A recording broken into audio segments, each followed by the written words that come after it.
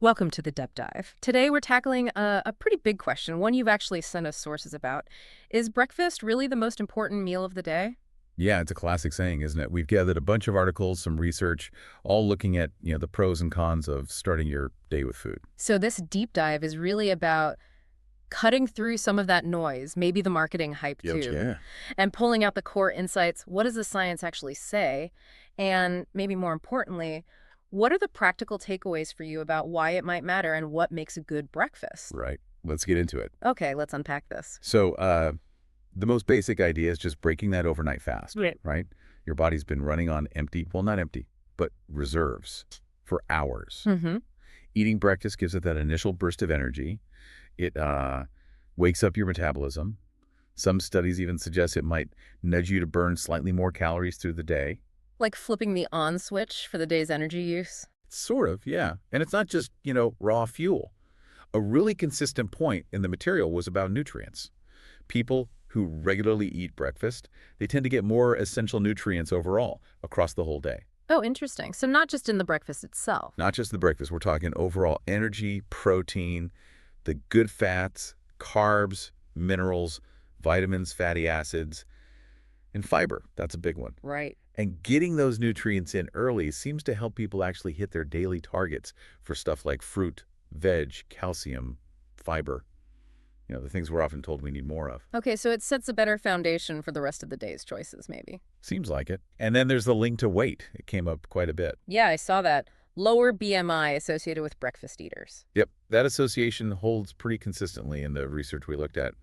And also, consuming less total fat later in the day. It seems to help prevent you from getting absolutely ravenous by lunch or dinner. Which is when you might just grab anything, healthy or not. Exactly. Stops those less mindful choices, perhaps, Mm-hmm. and helps control that urge to constantly snack. Okay. And beyond weight. Any other physical perks? Yeah, a few. The fiber obviously is great for digestion, gut health. Hmm. Can help with things like constipation. Mm-hmm. And for older adults, this was interesting. Getting enough nutrition specifically from breakfast might actually help with muscle strength and agility. Wow, okay. That's pretty tangible. Definitely. Maintaining independence. So, solid physical reasons.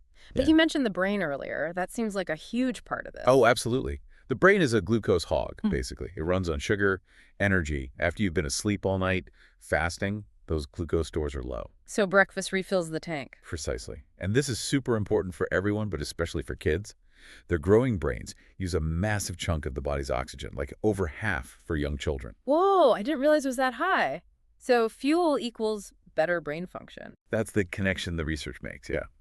Better memory, improved concentration. Some studies actually showed, like, more efficient brain activity, faster connections during mental tasks, math problems, that kind of thing. Compared to skipping breakfast. Compared to skipping, yes. And the effects aren't just immediate. They seem to last. Better accuracy, quicker responses on tricky mental stuff, often showing up later in the morning. So it helps you kind of sustain that mental effort, power through the morning meetings or whatever. Exactly. And you see this play out in schools, too. The data links breakfast consumption to better school performance overall. Like test scores. Yeah, better results in math, Mm-hmm. verbal fluency, spatial memory tests, Yeah. and just generally higher grades. And a really powerful point was about school breakfast programs. Mm-hmm. They seem to boost attendance and performance for all kids who take part, not just those who might be undernourished otherwise. That's really interesting. So it's not just about fixing a deficit, it's about optimizing performance for everyone. Seems that way. It kind of levels the playing field for being ready to learn. And that connects to mood too, right? I saw something about feeling less irritable. Yes. People who ate breakfast reported feeling less irritated, just generally being in a better state of mind. Fewer complaints about how they felt mentally. Fewer complaints. And, this was slightly surprising, they even tended to have more positive views of their family and friends. Uh-huh. Okay, that's a correlation I wouldn't have expected. Me neither. But it seemed tied to a broader pattern. Regular breakfast eaters often had a more orderly lifestyle overall. Earlier to bed, earlier to rise, better sleep quality reported, less likely to be eating snacks late at night. So breakfast anchors a healthier routine, maybe? That's kind of the implication, yeah. One habit influencing others. Fascinating how it ripples out. Okay, so we're convinced breakfast is important for body and brain. But crucially, what kind of breakfast? Because a donut probably doesn't cut it, right? Right, definitely not. Mm. The sources really zeroed in on three key things: protein, complex carbohydrates, and healthy fats. The trifecta. Pretty much. A good rule of thumb they mentioned is aiming for foods from at least three different food groups, maybe more if you can, to get that nutrient variety. Okay, let's break that down. Protein. Why is that so key in the morning? It's mainly about lasting energy and feeling full. That satiety factor. Eggs got a lot of attention. Always a breakfast staple. Yeah, high-quality protein, lots of vitamins A, D, B vitamins, choline, selenium. And interestingly, newer research suggests maybe we don't need to worry quite as much about the cholesterol in eggs for most people. Oh, that's a shift. It is. Yogurt's another big one, especially Greek yogurt for that protein punch. Plus probiotics. Just gotta watch the added sugar and flavor types. Good point. What else for protein? Lean meats, chicken, turkey, fish like smoked salmon, beans, lentils, tofu are great plant-based options. Cottage cheese, nuts, seeds, nut butters, and milk, whether dairy or a fortified plant-based milk. Okay, plenty of options there. What about carbs? You said complex carb. Yeah. Complex. So whole grains are the way to go. That means the grain still has its bran, endosperm, and germ, all the good stuff. The fiber, the B vitamin. Like oatmeal. Exactly. Old-fashioned or steel-cut oats are fantastic. Whole wheat bread, toast, bagels, muffins, tortillas, things like buckwheat, whole grain cornmeal, quinoa, even some whole grain cereals. But you have to check the labels. High fiber, low sugar is the goal. So avoiding the sugary kid cereals and plain white bread. Pretty much, yeah. Those refined carbs give you a quick spike, but then often a crash. Got it. And healthy fats. Why add those? They add flavor, for one, but they also really help with feeling satisfied, support heart health, and can help manage blood sugar. Sources. Avocado is a popular one. Mhm. Nuts, almonds, walnuts, pecans, seeds, chia, flax, pumpkin, sunflower, nut and seed butters, again, olive oil if you're doing savory. The idea is to limit the less healthy saturated and trans fats you might find in processed breakfast meats or some baked goods. Makes sense. And fruits and veggies. Can't forget those. Definitely not. They bring in more fiber, vitamins, minerals, helps you hit those 5-a-day targets. You can use fresh, frozen, canned in juice or water is fine. And veggies aren't just for lunch or dinner. Like spinach and eggs. Totally. Spinach, kale, peppers, tomatoes, mushrooms in omelets or scrambles. You can even grate things like zucchini or carrot into oatmeal or muffins. And some specific fruits got shout-outs, like unripe bananas for resistant starch, or citrus fruits like grapefruit for polyphenols. Little extra benefits there. And fiber keeps popping up. Seems really central. It really is. Fiber slows everything down, digestion, sugar absorption. That's key for feeling full longer, controlling appetite, managing weight. Plus, it's crucial for a healthy gut microbiome. So things like oats, chia seeds, flax seeds are good sources. Yep, oats have that beta-glucan fiber. Mm. Chia and flax have viscous fiber. Really beneficial stuff. Okay, and what about drinks? Coffee, juice. Water is always good. Milk, again, dairy or fortified plant-based, unsweetened is best. Coffee and green tea.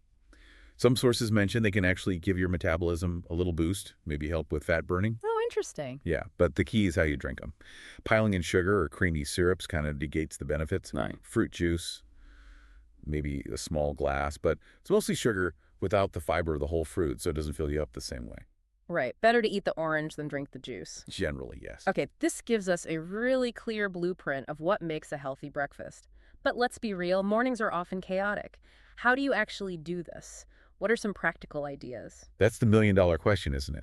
The good news is it doesn't have to be complicated or even traditional breakfast food. Healthy can be sweet or savory. And one tip I liked was using leftovers. Leftovers for breakfast, Yeah. like cold pizza. Well, maybe veggie pizza, or leftover rice bowl, or stir fry if it has that balance of protein, carbs, maybe some veg. It's about the components, not the label. That actually makes a lot of sense. Saves time, too. Totally.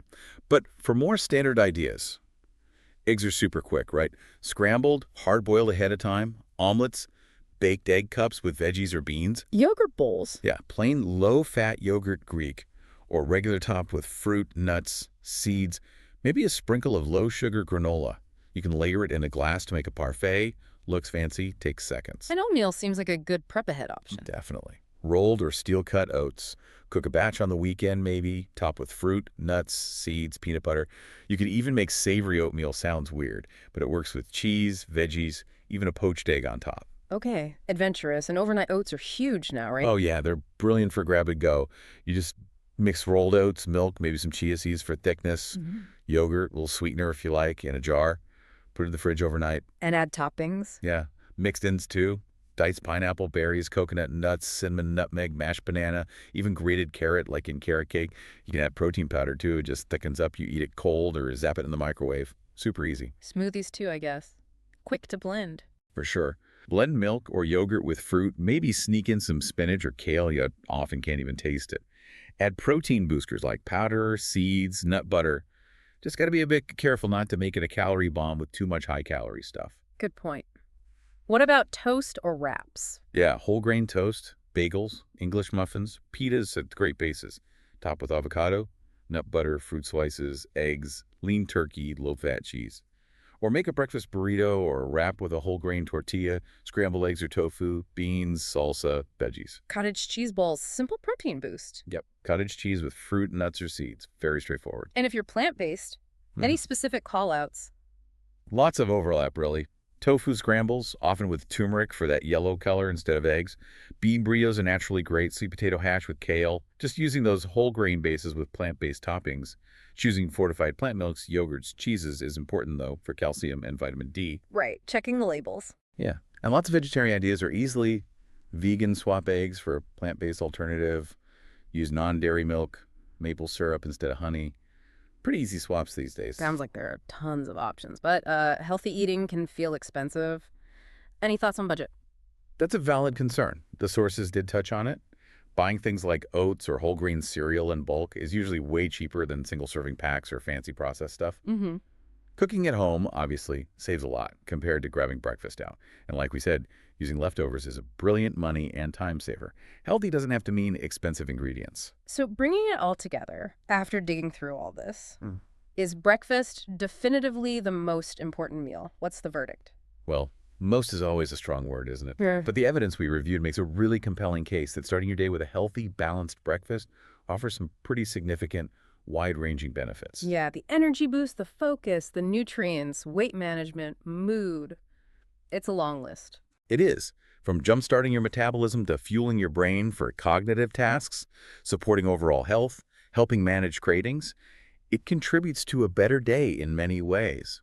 So while maybe it's not the only important meal, skipping it seems to come with some real downsides, according to this research. And it's clear, healthy doesn't mean boring or spending hours in the kitchen. Lots of quick, simple, even make-ahead options. Absolutely. The key seems to be consistency and building that meal around those core components, the protein, the complex carbs, the healthy fats, and getting some fiber in there from fruits, veggies, whole grains. So thinking about all these benefits, especially for, just feeling sharp and having energy, it makes you wonder, doesn't it? If you're someone who usually skips breakfast, how might making that small change actually impact your day, your energy, your focus? Yeah, it feels like a relatively small habit change that could potentially have a noticeable ripple effect. Yeah. Definitely something worth exploring for yourself. Well, thank you for joining us for this deep dive into the world of breakfast. Lots to chew on there.